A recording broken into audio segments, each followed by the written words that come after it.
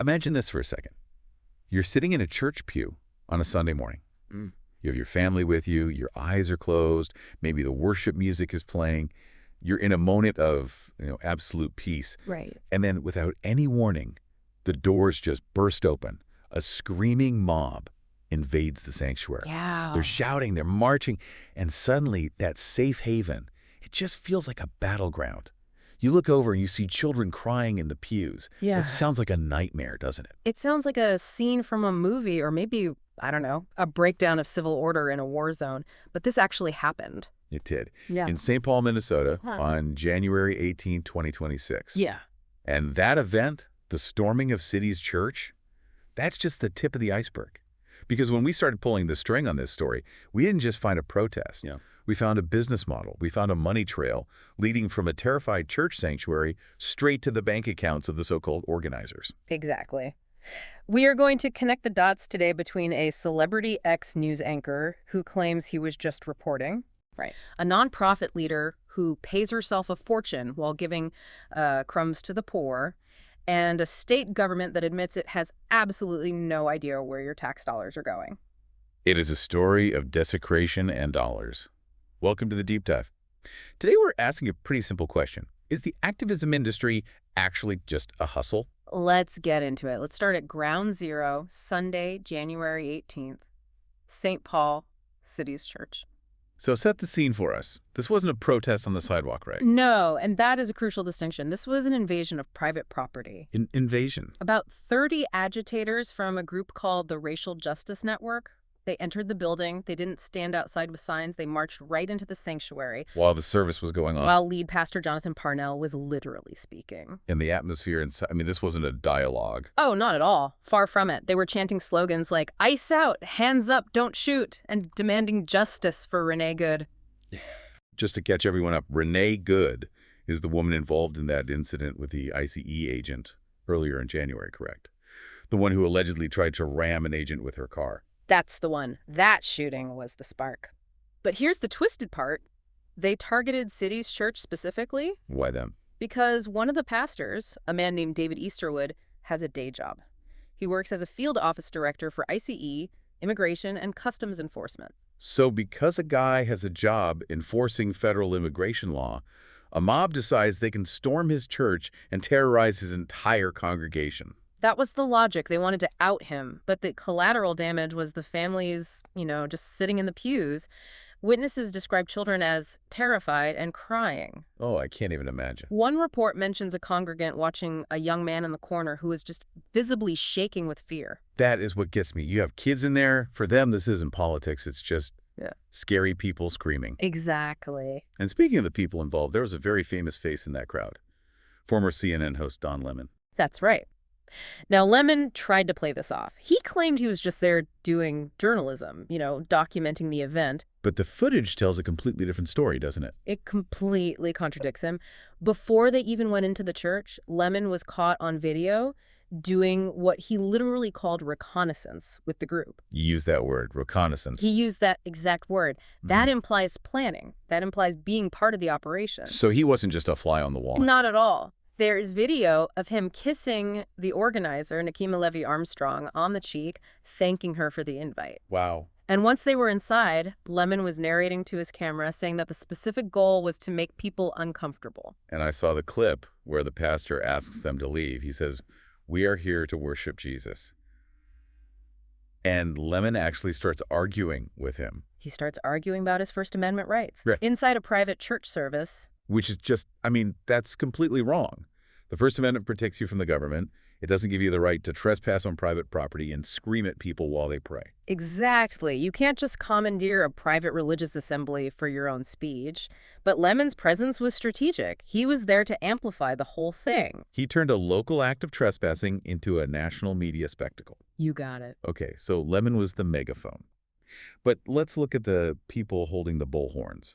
Because when you dig into their backgrounds, the term activist starts to feel a little too generous. It feels more like professional agitator. That is a very fair assessment. Let's take a look at William Kelly. He goes by the online handle DaWokeFarmer. The woke farmer. You cannot make this stuff up. He was identified as a key figure in the mob, and this isn't his first time doing this sort of thing. I've heard about him. He's been harassing members of Pete Hegseth's church in Washington, D.C. for months, right? For months. And we're not talking about peaceful chanting. We are talking about shouting profanities at families, calling women vile names in front of their own children. This seems to be his brand. It is. He released a video cursing out the city's church congregation, calling them Nazis and white supremacists.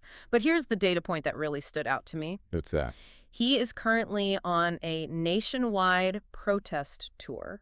A tour?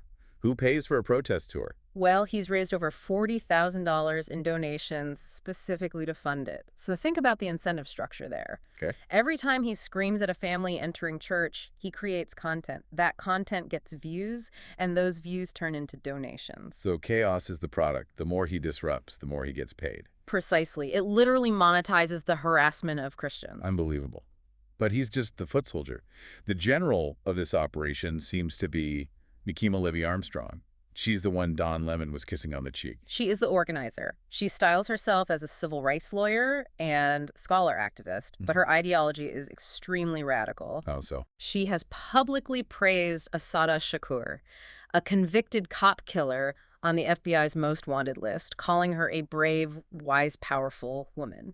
So she idolizes a cop killer. That tells you everything you need to know about her view on law enforcement. But this is where our deep dive gets really interesting.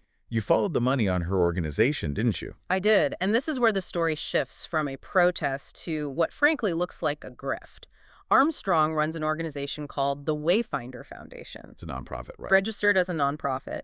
The stated mission is to help the community, fight poverty, all that sort of thing. Helping the poor. That's the sales pitch. That is the pitch. But we pulled the 2024 tax filings. In 2024, the Wayfinder Foundation awarded only $158,811 in grants to help the community. Okay, so hold that number in your head. $158,000 given to the cause. Now, how much did she pay herself? In that same year, Armstrong paid herself a salary of $215,726. What? Plus, she took another $40,000 in benefits. Wait a minute. She took home $250,000 and only gave $158,000 to the actual mission. She paid herself significantly more than her organization gave away. And if you zoom out, the pattern is even clearer. We looked at the last 6 years, from 2019 to 2024. In total, she has taken home $936,000 in salary. Nearly $1 million.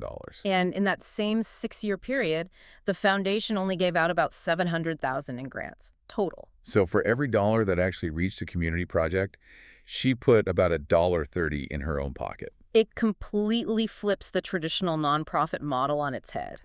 In a healthy charity, you want the vast majority of funds going to the program, not to the executive's bank account.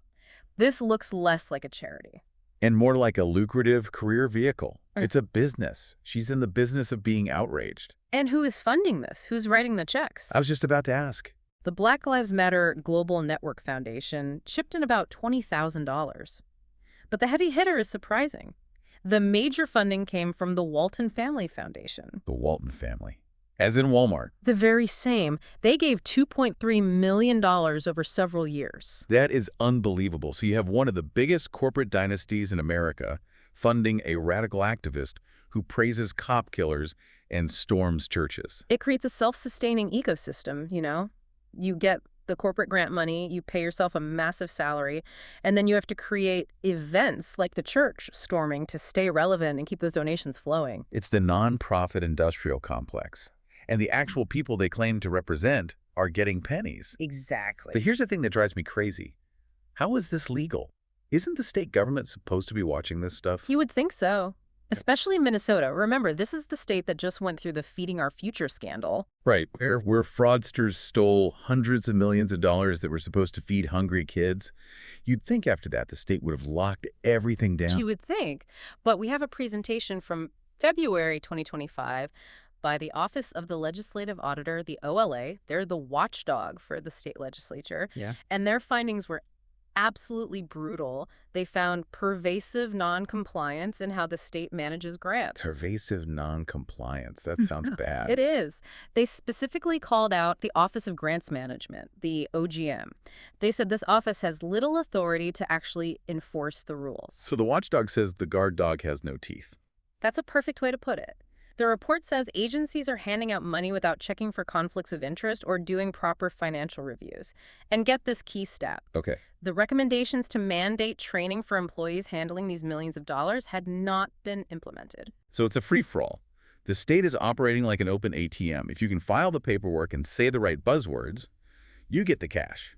And nobody checks if you're terrorizing a church on the weekend. It creates an environment where bad actors can thrive. If the state isn't checking where the money goes, then activism becomes a very low-risk, high-reward business. I read there's a bill trying to fix this. There is. It's a proposed bill to cap nonprofit salaries at the governor's wage, around $192,000 if they take state money. Well, that sounds like common sense. But the lobbying against it is intense. These groups do not want the gravy train to stop. Of course they don't. Nah. So let's recap. We have a mob storming a church. We have an organizer making a fortune. We have a state government that refuses to track the money. But surely the politicians in charge are condemning the violence. Well, that depends on which politician you ask. If you ask Minnesota Attorney General Keith Ellison, he thinks we're all just being too sensitive. Oh, this part made my blood boil. He went on Don Lemon's show after the storming. What did he say? He defended it. He told Don Lemon that people are getting tender about a church service. Tender. A mob invades a sanctuary, scares children, stops the worship of God, and the Attorney General calls the victims tender. His words. He said, quote, "Protest is fundamental." But here's the thing. This is a striking double standard, because if we look at Ellison's record, he sings a very different tune when it's not a Christian church. Right. In 2020, didn't he prosecute a woman just for filming inside a mosque? He did. He accused her of violating the First Amendment rights of the parishioners, and in 2015, he demanded the FACE Act be used against people protesting outside a mosque in Phoenix. Okay, let's define that for everyone, the FACE Act. It stands for Freedom of Access to Clinic Entrances. It was originally written for abortion clinics, but the law explicitly protects houses of worship from intimidation and interference. It is very, very clear. But Ellison told Lemon it only applies to abortion clinics. He did. He claimed on national television that the FACE Act only protects clinics. That is legally, factually false. So he knows the law protects mosques. He knows it protects clinics. But when a Christian church is stormed, suddenly he just forgets what the law says. It suggests that, in his view, legal protection depends on who is being targeted. It looks like political bias weaponized as justice.